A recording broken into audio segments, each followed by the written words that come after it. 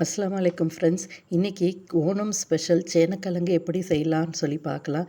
இது ரொம்ப சுலபமாக செய்யக்கூடியது அண்ட் ரொம்ப நேரம் கூட எடுக்காது. இதில் ஒன்றும் செய்ய வேண்டாம். ஒரு எண்ணெய் சட்டி எடுத்துக்கோங்க. அதில் ஒரே சம அளவில் வெட்டின சேனக்கிழங்கு ஒரு 2 கப்பு எடுத்துக்கோங்க.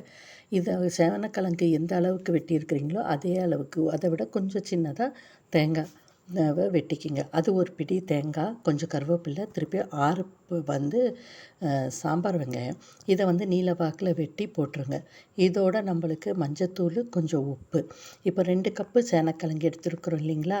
இந்த 2 கப்பு சேனக்கிழங்குக்கு 1 கப்பு தண்ணி ஊற்றுனீங்கன்னா சரியாக இருக்கும். இதை இந்த மிதமான தணலில் கூட வைக்கலாம், மூடி போட்டும் வேக வைக்கலாம், உங்கள் இஷ்டம்தான்.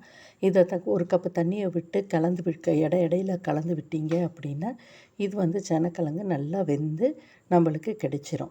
இதுக்கு மேலே நம்ம தாளிப்பு சேர்க்க வேண்டியது தான். இது ரொம்ப சிம்பிளான டிஷ்ஷு. சேனக்கிழங்கு மட்டும் வெந்துருச்சான்னு பார்த்துக்குங்க, வேறு ஒன்றும் பார்க்க வேண்டியது இல்லை.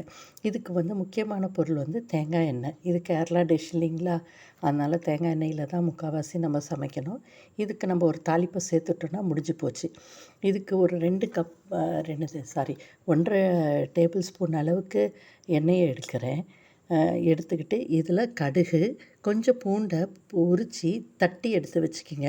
ஒரு 4லேருந்து 6 வரைக்கும் பூண்டோட பல்லுங்க, அதை தட்டிட்டு திருப்பியும் நம்ம சில்லி ஃப்ளேக்ஸுன்னு சொல்லுவோம் இல்லைங்களா? அது இல்லாட்டினா பூண்டோடைய நீங்கள் காஞ்ச மிளகாவையும் சேர்த்து தட்டி எடுத்துக்கணும். பூண்டும் காஞ்ச மிளகாயும் இது 2த்தையுமே இந்த கடுகோட தேங்காய் எண்ணெயில் போட்டு வதக்கிட்டிங்கன்னா முடிஞ்சு போச்சு. நான் இப்போ சில்லி ஃப்ளேக்ஸ் உபயோகம் பண்ணுறேன். ஏன்னா எனக்கு தட்டி போடுற மிளகா அளவு கூடிரும் பொதுவாகவே. அதனால் நான் சில்லி ஃப்ளேக்ஸ் மாதிரி செஞ்சு வச்சுப்பேன். அப்போ எனக்கு சமையலுக்கு போடுறதுக்கு சரியாக இருக்கும். இது பார்த்திங்கன்னா ஒரு டீஸ்பூன் அளவுக்கு சில்லி ஃப்ளேக்ஸு உபயோகம் பண்ணியிருக்கிறேன். எதுக்கு 2 கப்பு சேனக்கிழங்குக்கு. அவ்வளோதான். இது கொஞ்சம் நல்லா வதங்கணும்.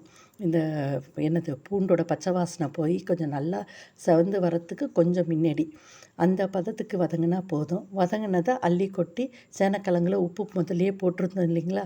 உப்பெல்லாம் சரியாக இருக்கான்னு பார்த்துக்கிட்டு இறக்கி எடுத்து வச்சுருங்க.